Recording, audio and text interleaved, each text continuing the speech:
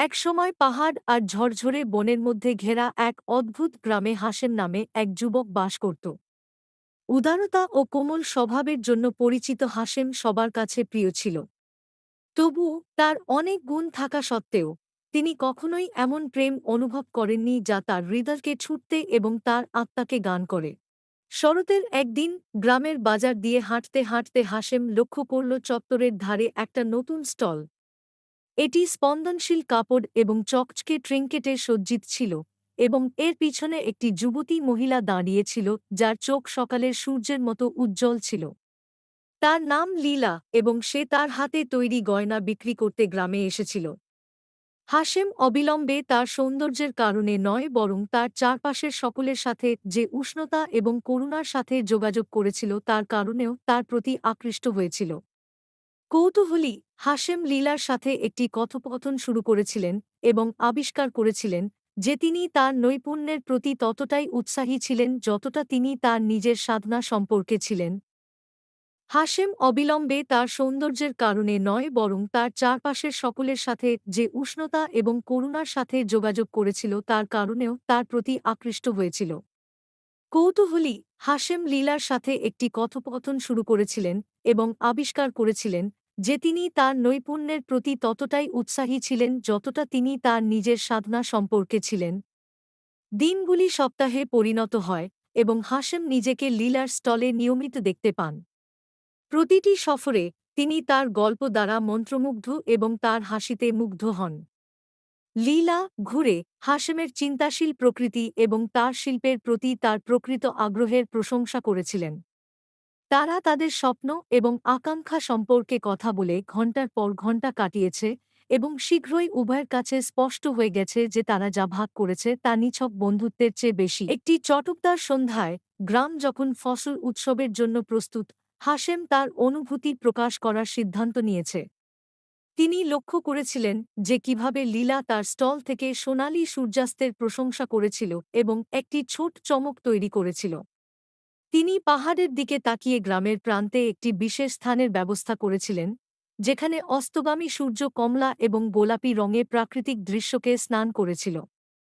যখন লীলা এলো, হাশেম তাকে একটি ছোট, জটিলভাবে ডিজাইন করা লকেট দিল যা সে নিজেই তৈরি করেছিল। এর ভিতরে ছিল সূর্যাস্তের একটি ছোট পেইন্টিং যা তারা প্রশংসা করছিল, তাদের ভাগ করা সুন্দর মুহূর্তগুলির প্রতীক। লীলা লকেটটা খুলে ভিতরে সূর্যাস্ত দেখতে পেয়ে তার চোখ আনন্দে অশ্রুতে ভরে গেল। হাশেম একটা গভীর নিঃশ্বাস ফেলে লীলার প্রতি তার ভালোবাসার কথা স্বীকার করে তার উপস্থিতি তার জীবনকে কতটা আলোকিত করেছে তা প্রকাশ করে।